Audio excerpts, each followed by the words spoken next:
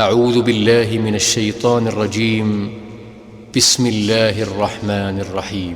ألم يروا أنا جعلنا الليل ليسكنوا فيه والنهار مبصرا إن في ذلك لآيات لقوم يؤمنون